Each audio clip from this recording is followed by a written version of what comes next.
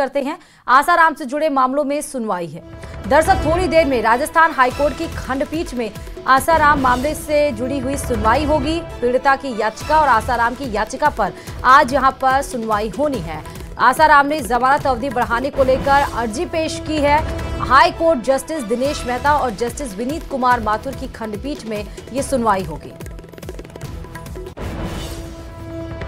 हालांकि पेरोल पे थे आसाराम बापू, वो अवधि समाप्त हो गई मार्च तक ही, वो 31 मार्च तक ही पेरोल पे थे। जब वो फिर से जेल में लौटे तो आपने देखा कि उनके पैरों में प्लास्टर बंधा हुआ था, यानी अपनी कंडीशन वो खराब बताते हुए जेल में वापस लौटे थे। और आज जब कोर्ट में सुनवाई होनी है तो आपको बता दें कि आसाराम ने जमानत अवधि अपनी बढ़ाने को लेकर अर्जी पेश की है। दूसरी बात, हाईकोर्ट जस्टिस दिनेश मेहता और जस्टिस विनीत कुमार माथुर की खंडपीठ आज इसमें सुनवाई करती है। क्या जमानत अर्जी आसाराम की बढ़ती है या फिर नहीं बढ़ती है? पीड़िता की याचिका और आसाराम की याचिका पर आज ये सुनवाई होनी है।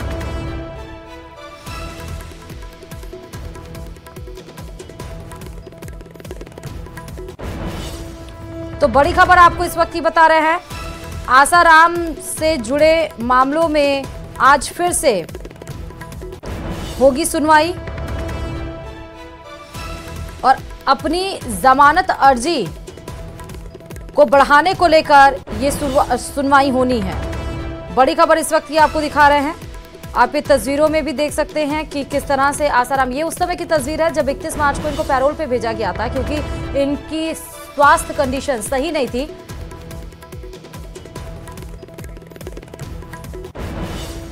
और चलिए अजमेर से खबर बता रहे हैं। अजमेर के सरवार में एक किसान के पैन कार्ड से धोखाधड़ी का मामला सामने आया है। पीड़ित के पैन कार्ड से अज्ञात लोगों ने एक कंपनी खोली और 143 करोड़ रुपए का लेन देन कर दिया, जिसकी जानकारी किसान को आयकर विभाग से नोटिस आने के बाद हुई। मिली जानकारी के अनुसार 3 अप्रैल को उनके घर पर आयकर विभाग से नोटिस आया। तब उसे लेकर उन्होंने जानकारी जुटाई तो मालूम हुआ कि मुंबई में कोटक महिंद्रा बैंक के जरिए अकाउंट खोलकर एक कंपनी उनके पैन कार्ड के नाम से संचालित की जा रही थी, जिसे लेकर उन्हें 143 करोड़ रुपए का इनकम टैक्स जमा करने के निर्देश दिए गए। इसके बाद युवक ने पहले साइबर थाने में शिकायत दर्ज कराने की कोशिश की, लेकिन जब शिकायत दर्ज नहीं हुई तो एसपी कार्यालय पहुंचा और इस मामले की शिकायत देकर कार्रवाई की मांग की गई। जब 3 तारीख को मेरे घर पे इनकम टैक्स का लेटर आया तब मुझे इसके बारे में कुछ जानकारी मालूम हुई।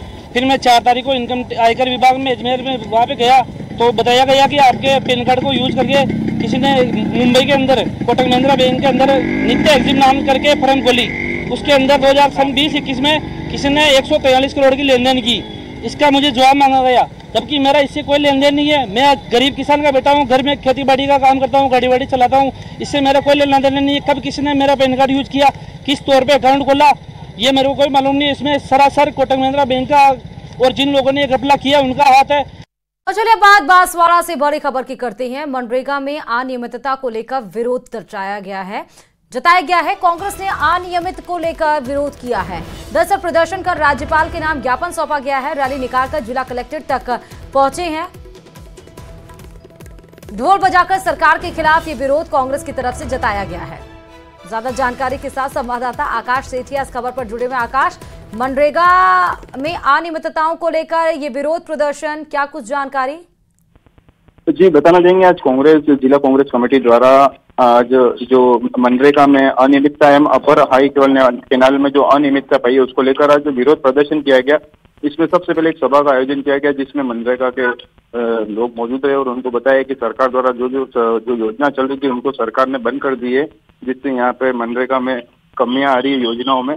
और उसके साथ ही इसके बाद इन्होंने रैली के रूप में राज्यपाल के नाम जिला कलेक्टर को ज्ञापन दिया। इस दौरान जो बांसवाड़ा विधायक है अर्जुन सिंह बामनिया, उन्होंने भी सरकार के खिलाफ जमकर आक्रोश जताया है और चेतावनी दी कि जो मनरेगा के जो काम है उनको जल्द से जल्द वापस सुचारू रूप से काम शुरू करा जाए और जो अपर हाई केनाल में जो अनियमितता पाई गई है उसका भी काम सही रूप से किया जाना चाहिए। ठीक है, यहाँ पर बड़े संख्या में यहाँ पे कार्यालय पे जुट रहे हैं, तो ज्ञापन भी दिया गया राज्यपाल के नाम पर, रैली भी निकाली गई है जिला कलेक्टर तक पहुंचने के लिए। अब क्या अभी शांत है माहौल या फिर नहीं? हाँ, अब मामला शांत हो गया। इन्होंने जो राज्यपाल के नाम और कलेक्टर ने आश्वासन दिया है कि इस मामले में जल्द से जल्द जो भी होगा वो काम सुचारू रूप से किया जाएगा, और जो कमियां पाई जा रही है जो इन्होंने बताई है उसको निश्चित रूप से सही करके और आगे का जो कार्य है वो सुचारू किया जाएगा। ठीक है, बहुत शुक्रिया आकाश तमाम जानकारी देने के लिए खबर पे।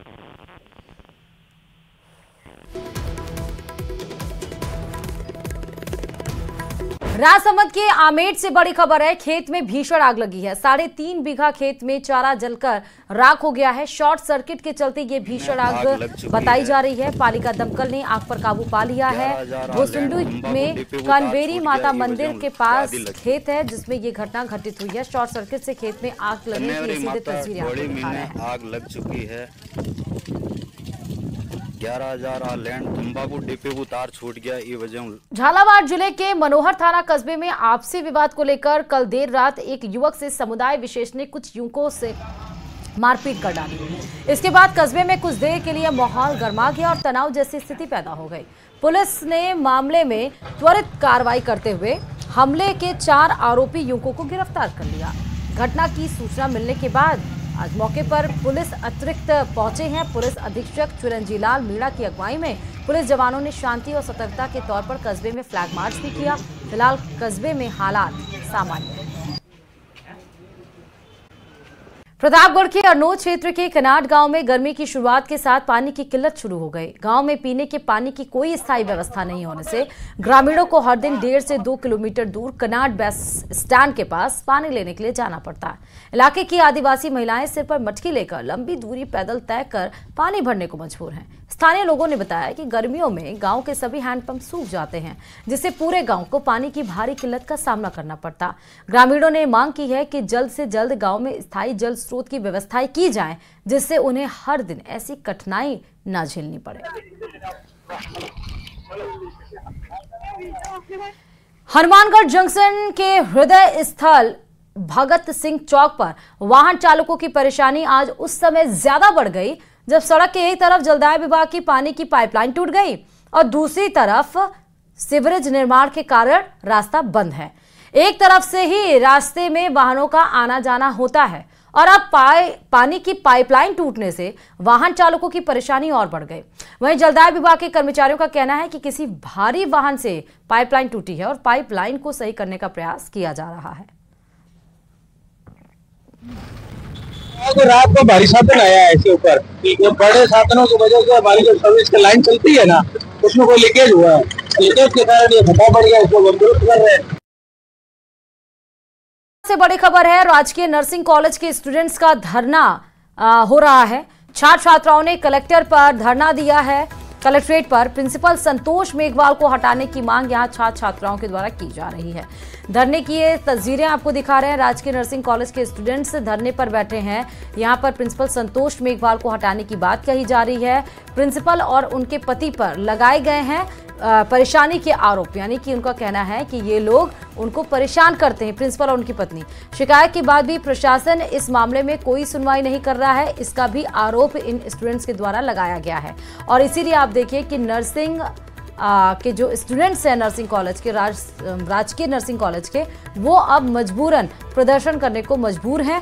प्रिंसिपल और उनके पति को हटाने के लिए यहाँ मांग की जा रही है।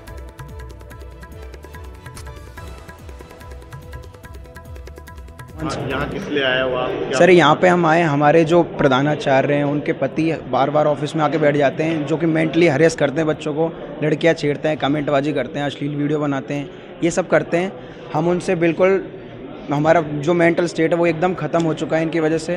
हमारी कोई पढ़ाई नहीं हो पा रही। आने वाले 2 महीने में हमारी एग्ज़ाम है, हम एक दिन क्लास नहीं गए और हम यहाँ पे 6 दिन हो गए हमको यहाँ पे ये सब कुछ करते हुए। विज्ञापन दिया हमने, सब कुछ किया, हम CMHO गए, PMO के पास गए, हमारी किसी ने बात नहीं सुनी, कोई एक्शन नहीं लिया। अलवर के थाना गाजी से खबर सामने आ रही है, जहां एलिवेटेड रोड की मांग को लेकर थाना गाजी बंद बुलाया गया है। इमरजेंसी दुकानों के अलावा बाजार पूरी तरह बंद रखी गई है। वहीं बंद को देखते हुए पुलिस भी पूरी तरह से मुस्तैद रही। तो आपको खबर ये बता रहे हैं, दरअसल एलिवेटेड रोड की मांग को लेकर थाना गाजी बंद करवाया गया है। जो जरूरी सेवाएं हैं सिर्फ उनको खुला रखा गया है। बाकी पूरा इलाका आप देखिए सन्नाटे से पसरा हुआ है। सभी दुकानों के शटर डाउन है, सिर्फ जरूरी सेवाओं की दुकानें खुली हुई हैं। यहाँ पर एलिवेटेड रोड को बनाने की मांग की जा रही है और उसके लिए यह भी बताया जा रहा है कि आज ग्रामीण इसको लेकर बैठक करेंगे और आगे की रणनीति तय की जाएगी।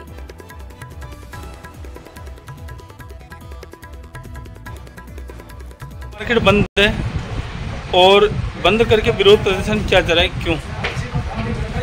ये पहले माननीय परिवहन मंत्री गडकरी जी अलवर में जब चुनावों से पहले आए थे तब उन्होंने घोषणा की थी कि एलिवेटेड रोड नटनी का बारा से थैंक यू बोर्ड थानागाजी बनेगा।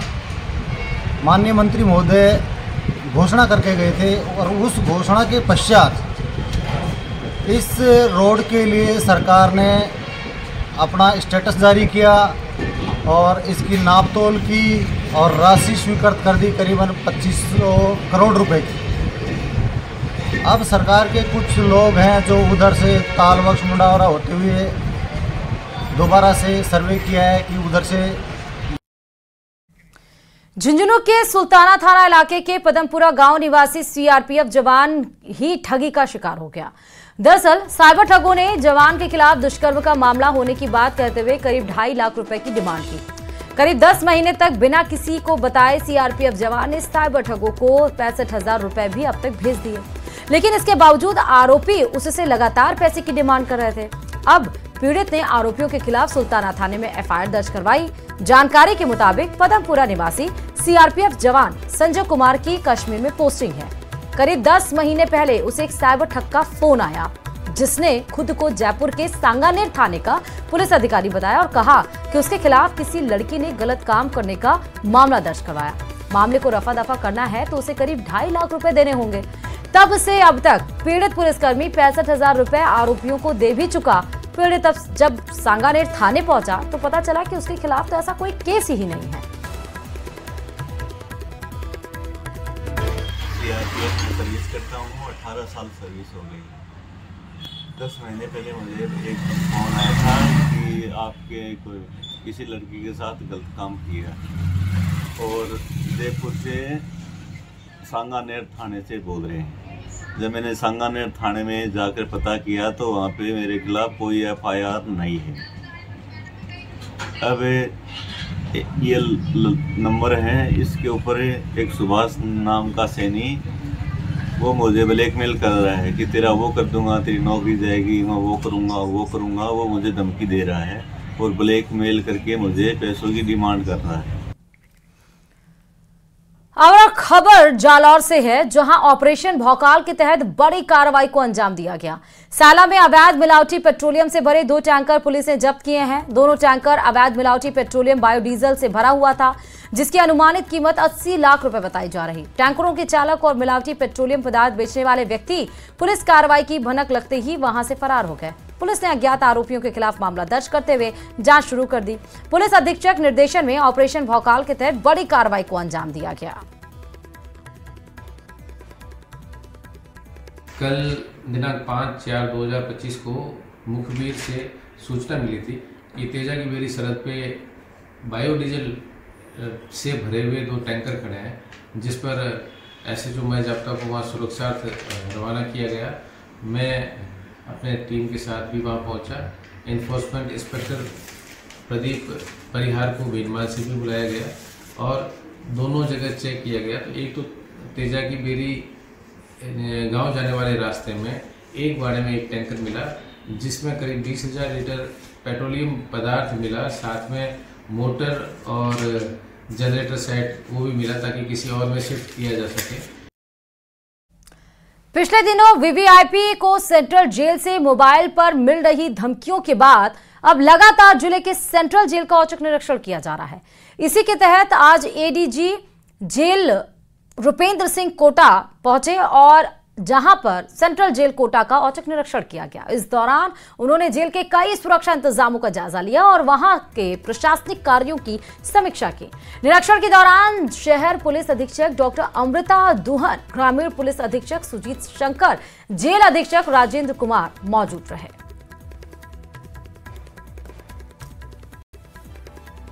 तो एडीजी के द्वारा औचक निरीक्षण सेंट्रल जेल का किया गया है। ये वही सेंट्रल जेल है जहां पर 2 बार मुख्यमंत्री भजनलाल शर्मा को जान से मारने की धमकी मिल चुकी। एक बार उप मुख्यमंत्री को प्रेमचंद बैरवा को जान से मारने की धमकी मिली। उसके बाद भी आप देखिए उसी सेंट्रल जेल से अभी हाल ही के दिन में, पिछले ही दिनों एक सिम कार्ड और एक मोबाइल कीपैड मोबाइल फोन भी बरामद हुआ था। और आज अचानक से एडीजी सेंट्रल जेल पहुंचते हैं जहां पर उनके साथ और भी पुलिस अधिकारी मौजूद होते हैं। औचक निरीक्षण किया गया।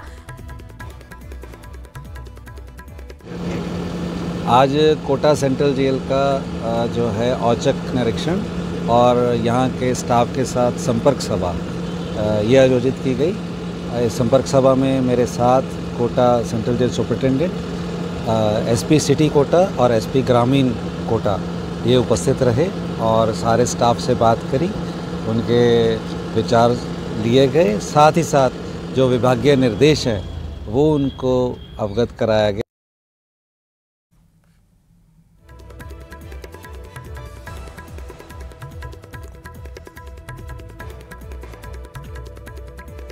राजस्थान में भीषण गर्मी का दौर शुरू हो गया है। बाड़मेर, जैसलमेर, बीकानेर जिलों में अधिकतम तापमान बढ़ा है। कल बाड़मेर में अप्रैल के पहले सप्ताह में रिकॉर्ड तोड़ अधिकतम तापमान 45.6 डिग्री दर्ज किया गया, जो कि औसत से 6.8 डिग्री ऊपर है। इससे पहले अप्रैल के पहले सप्ताह में 45.2 डिग्री 3 अप्रैल 1998 में दर्ज किया गया था। इससे आगामी दिनों में हीट वेव दर्ज होने की संभावनाएं प्रबल हुई है। हीट वेव का सर्वाधिक असर 7 से 9 अप्रैल के दौरान दर्ज होगा। बीकानेर, जोधपुर, उदयपुर, कोटा, जयपुर संभाग के क्षेत्रों में रहने की प्रबल संभावना हीट वेव की बताई जा रही है और इस दौरान जोधपुर, कोटा संभाग में कहीं कहीं तीव्र हीट वेव दर्ज होने की भी प्रबल संभावना है। 10 से 11 अप्रैल से एक नया पश्चिमी विक्षोभ सक्रिय होगा। इससे राज्य के पश्चिमी और उत्तरी भागों में कहीं कहीं मेघ गर्जन, आंधी के साथ हल्की बूंदाबांदी होने और तापमान में 2 से 3 डिग्री गिरावट होने की संभावना है।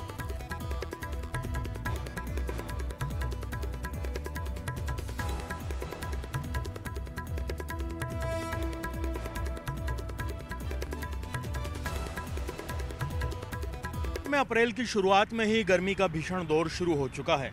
राजस्थान के बाड़मेर में 1998 के बाद में पहली बार जो तापमान है वो 45.6 डिग्री तक पहुंच गया है, जो कि अपने आप में रिकॉर्ड तोड़ है। राजस्थान में भीषण गर्मी का ये दौर 7 से 9 अप्रैल तक जारी रहेगा। मौसम विभाग ने हीट वेव की चेतावनी दी है। आप देख सकते हैं कि गर्मी के प्रकोप की वजह से राजधानी जयपुर में क्या आलम है। जो मौसम विभाग की चेतावनी है उसमें न केवल बाड़मेर, जोधपुर और बीकानेर क्षेत्र बल्कि जयपुर और आसपास के इलाकों में भी तेज़ गर्मी की चेतावनी मौसम विभाग की ओर से जारी कर दी गई है। मौसम विभाग की ओर से जारी किए गए आंकड़ों के मुताबिक जो सामान्य तापमान अप्रैल के शुरुआती सप्ताहों में होता है उसके मुकाबले इस बार 4 से 5 डिग्री तक तापमान ज़्यादा है और आने वाले दिनों में ये जो हीट वेव का दौर है और बढ़ने वाला है। ऐसे में लोगों को एहतियात बरतने की ज़रूरत है। फिलहाल आप देख सकते हैं कि जिस तरह के हालात हैं, राजधानी में तेज़ गर्मी का दौर शुरू हो चुका है और इस गर्मी का असर भी लोगों के पहनावे और दूसरी चीज़ों पर नज़र आने लगा है। फिलहाल मौसम विभाग ने लोगों को अलर्ट किया है कि तेज़ गर्मी में सीधे धूप के अंदर ज़्यादा देर ना निकलें, हल्के सूती कपड़े पहनें और पानी भरपूर पिएं। फिलहाल जो मौसम का ये प्रकोप है 9 अप्रैल तक जारी रहना है और 10 से 11 अप्रैल तक एक पश्चिमी जो विक्षोभ है उसकी वजह से थोड़ी राहत मिलने की उम्मीद फ़िलहाल जताई गई है। कैमरा पर्सन अविनाश के साथ में अरबाज अहमद, न्यूज़ 18 के लिए जयपुर से।